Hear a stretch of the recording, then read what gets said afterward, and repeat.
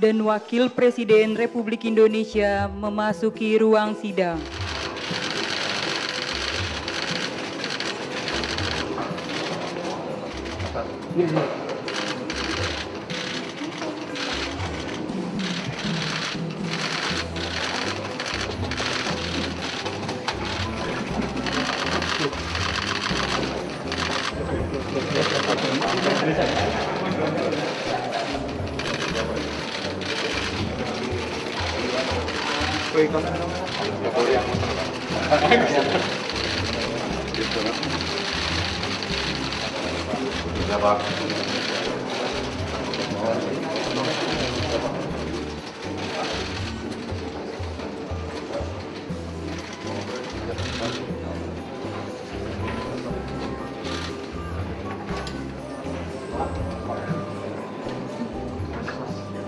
Bismillahirrahmanirrahim.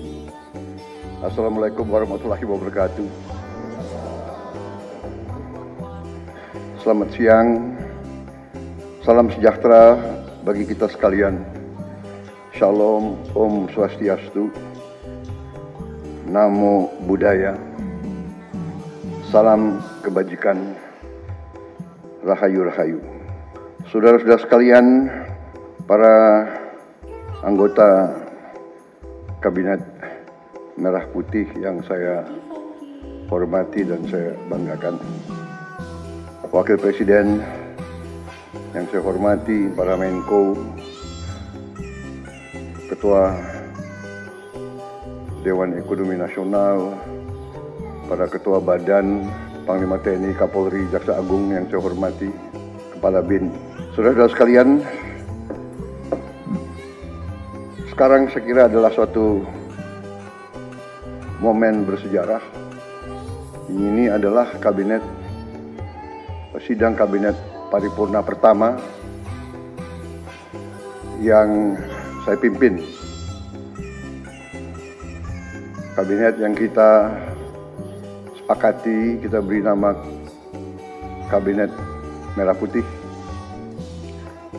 untuk menjadi suatu simbol persatuan, simbol kebersamaan, simbol kebangsaan.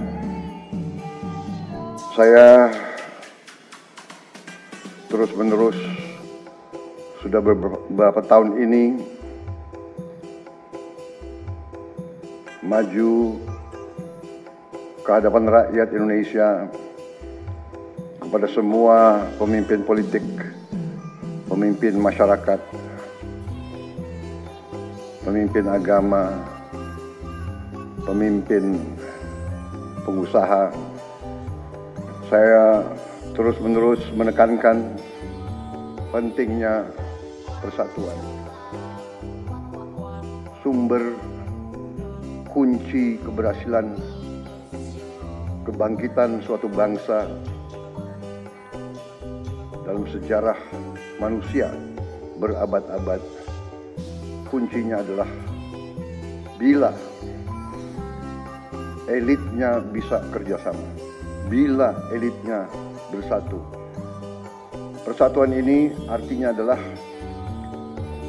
kita bisa sepakati mana adalah kepentingan nasional yang inti, mana adalah kepentingan nasional yang vital bagi kelangsungan hidup bangsa kita. Kita masing-masing punya kepentingan politik masing-masing. Kita masing-masing punya kepentingan kelompok masing-masing. Tapi manakala kita sudah bicara tentang bangsa dan negara, kita harus sepakati kepentingan nasional yang vital. Saya meyakini bahwa kepentingan nasional vital kita tentunya harus kita sepakati adalah kemerdekaan dan keutuhan NKRI, keutuhan Negara Kesatuan Republik Indonesia.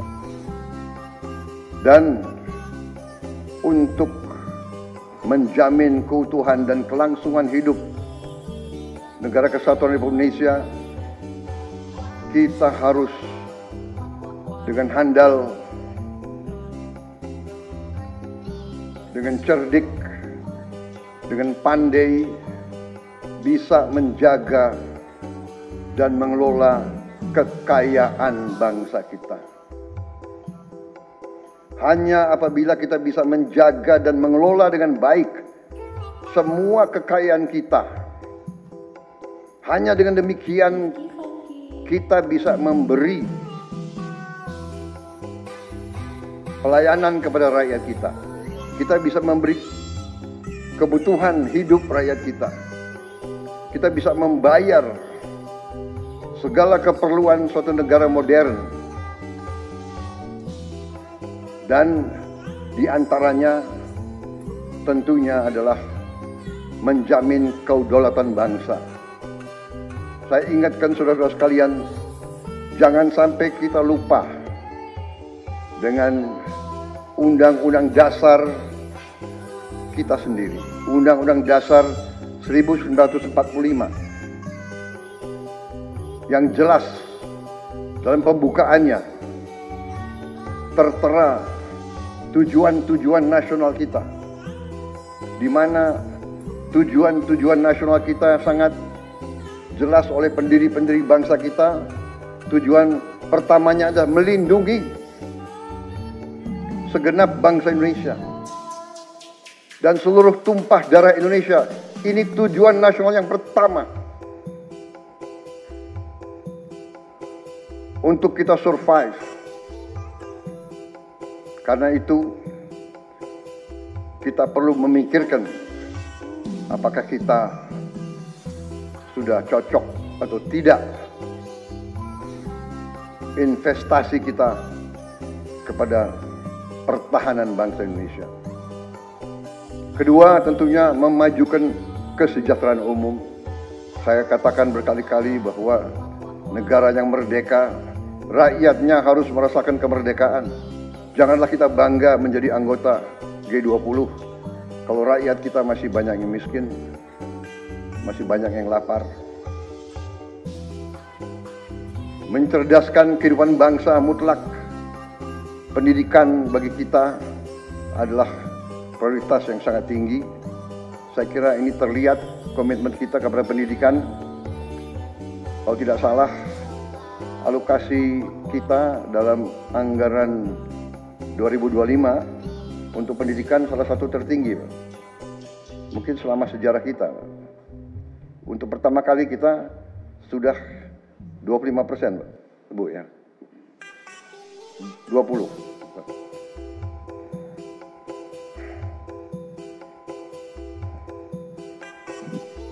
Jadi masalah pendidikan sangat utama. Ya tentunya tujuan nasional keempat kita juga hadir dalam pergolakan ataupun interaksi dunia, di mana kita harus selalu membela kemerdekaan bangsa-bangsa. Dan karena itu, mau tidak mau Indonesia harus kuat. Saudara-saudara sekalian, dalam hal ini semua ada beberapa penekanan dari saya. Saya paham bahwa kita baru dilantik. Saya saja baru 3 hari. Saudara-saudara baru 2 hari dilantik. Dan saudara-saudara, saya persilakan secepat mungkin, terutama bagi menteri-menteri yang baru, silakan konsolidasi sendiri, mengatur sendiri secepat mungkin administrasi saudara dan tim saudara di kementerian dan badan masing-masing. Penyusunan tim sangat penting. Tim yang baik, tim yang bisa kerjasama akan memudahkan kita mencapai target-target yang kita tentukan. Saudara-saudara, saya sangat mengutamakan kerjasama sebagai tim. Untuk itu, dalam waktu dekat, saya akan mengajak saudara-saudara ke Magelang, di mana kita akan melaksanakan beberapa hari menambah pembekalan. Kemudian kita akan adakan koordinasi di tempat di Magelang, Jawa Tengah, di kawasan Akademi Militer.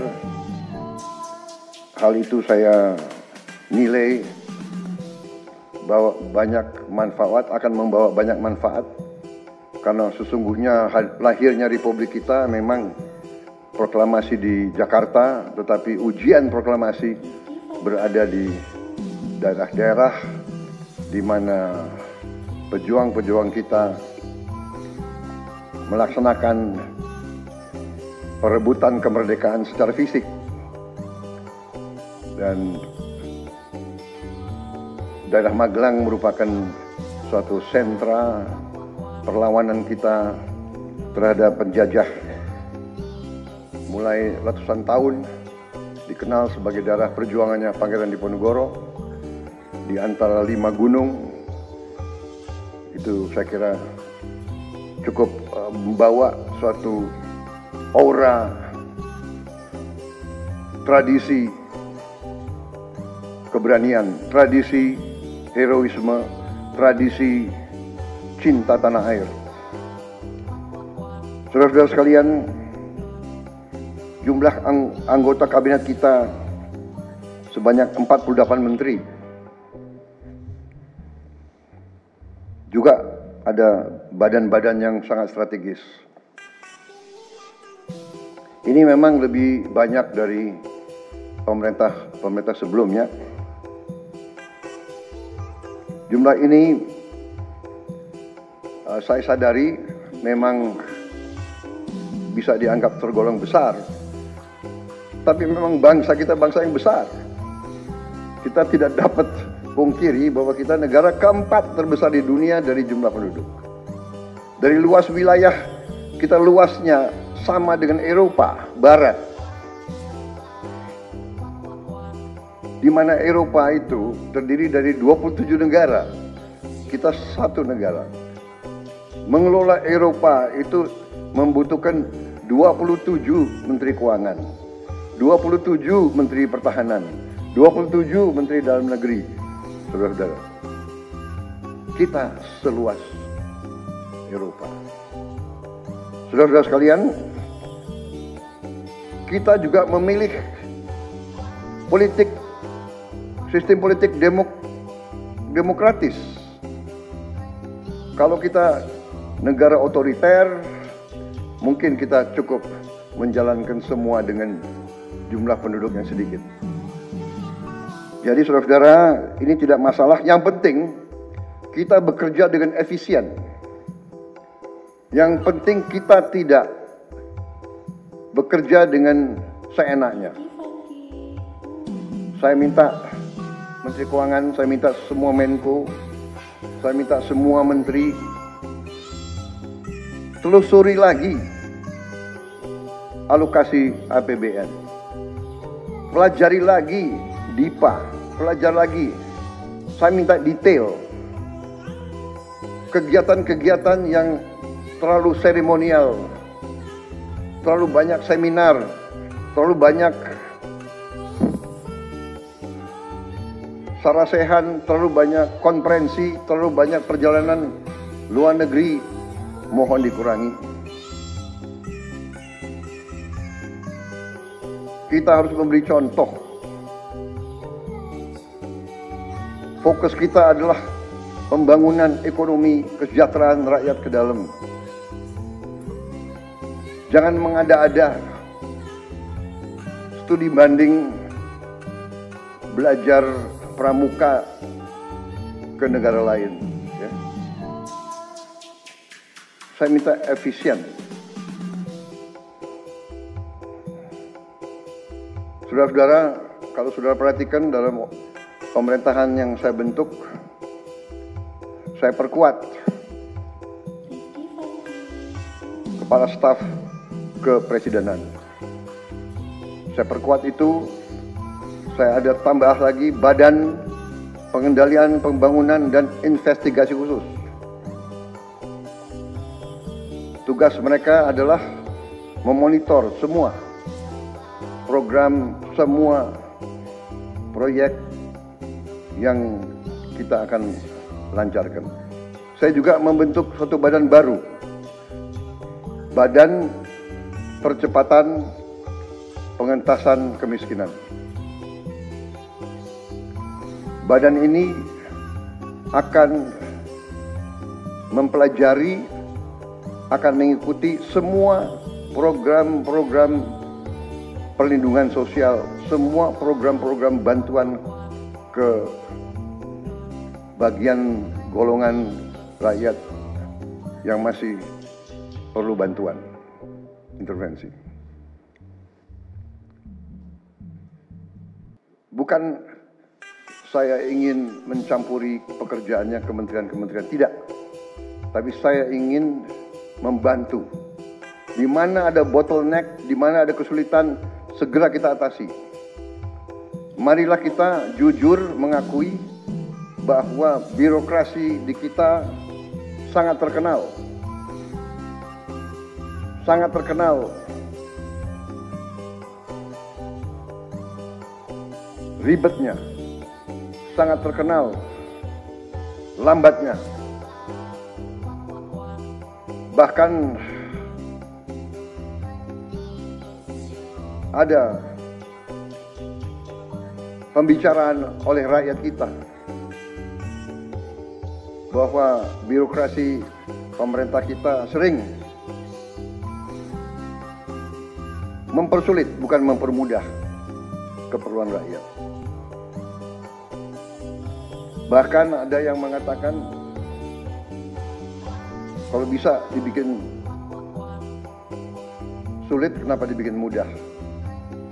Ini saya minta menteri-menteri sekarang, mari kita lebih berani, mari kita lebih tidak ragu-ragu untuk memberi pelayanan yang terbaik kepada rakyat kita. Jangan ragu-ragu, kalau saudara tidak puas dengan pejabat-pejabat di bawah Anda, laporkan, segera kita ganti. Begitu banyak orang yang mau mengabdi. Tidak ada orang di sini yang kebal, yang tidak patuh, tidak bekerja keras untuk bangsa dan negara dan rakyat. Saudara, saya beri wewenang, copot segera. Suruh tinggal di rumah aja, daripada bikin susah kita. Saudara-saudara sekalian, saya kira dalam waktu dekat saudara-saudara akan segera menyiapkan program kerja saudara masing-masing. Saya beri kesempatan segera, dan sewaktu-waktu terus saya akan panggil koordinasi. Tadi pagi sebelum sidang kabinet saya sudah koordinasi sama beberapa menteri, dengan Jaksa Agung, dengan BPKP, dan besok pun kita akan lanjutkan.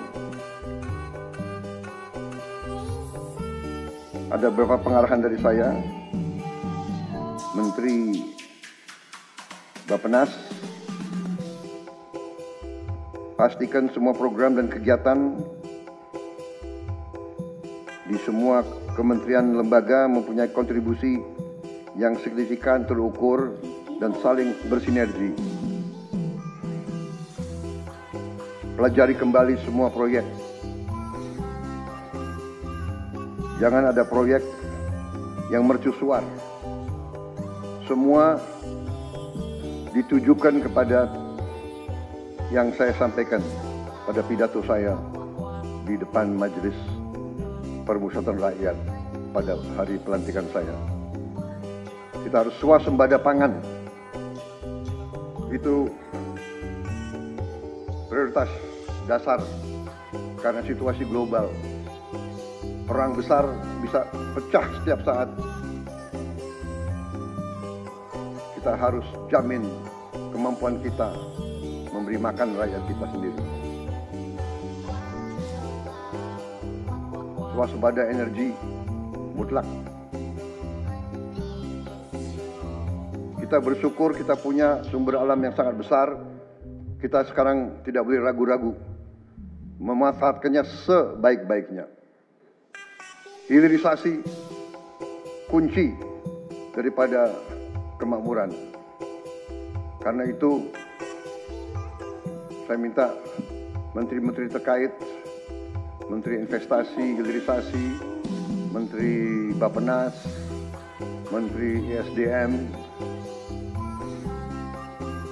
dengan beberapa menteri lain dibantu oleh tentu Menko Perekonomian dan Ketua Dewan Ekonomi Nasional. Saya minta segera inventarisir proyek-proyek penting dalam program hilirisasi kita. 26 komoditas, proyek-proyek yang vital dalam 26 komoditas tersebut yang harus dihilirisasi segera dirumuskan, bikin daftar, dan kita segera untuk mencari dana sehingga kita bisa mulai hilirisasi dalam waktu yang sesingkat-singkatnya. Kemudian program makan bergizi, Kepala Badan Gizi Nasional dan semua KL untuk siapkan segera kita mulai dengan bergerak cepat, tepat sasaran, terukur, tapi jangan takut dengan kesulitan.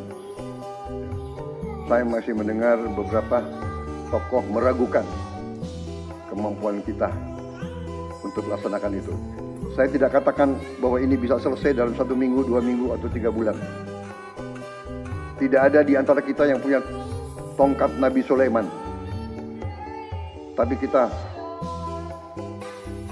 bisa berhitung, kita bisa mengelola, kita bisa alokasi dana, kita bisa kerahkan sumber daya. Dan kita akan mencapai target yang kita tentukan.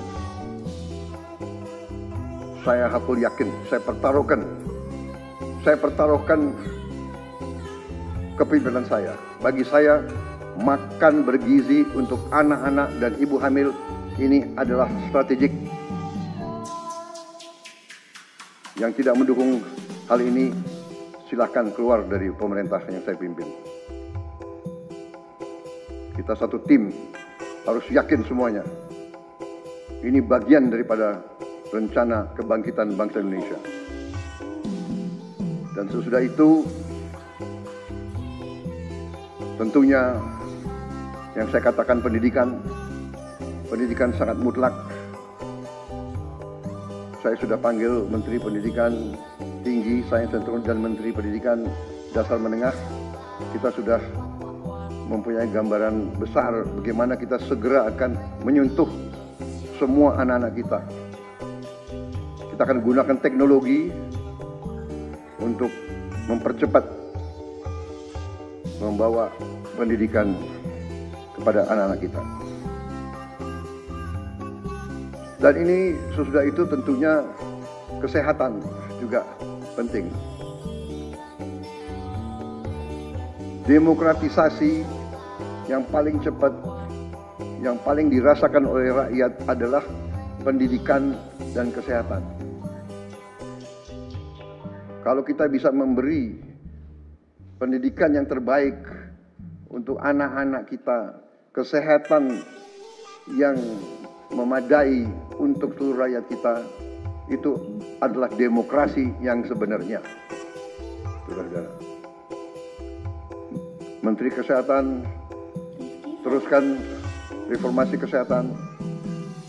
atasi kekurangan dokter dan tenaga kesehatan.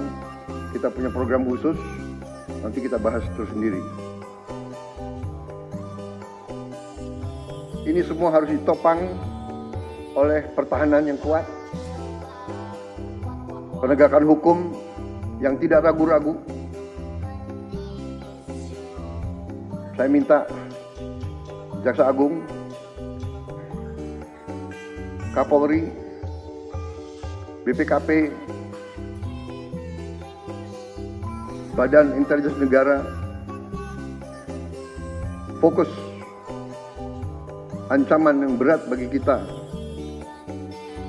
judi online, narkoba, penyelundupan, penyelewengan, korupsi, kebocoran. Hanya dengan penegakan hukum yang tegas dan intelligence yang baik, bukti-bukti yang kuat, bisa kita segera mitigasi hal ini semua.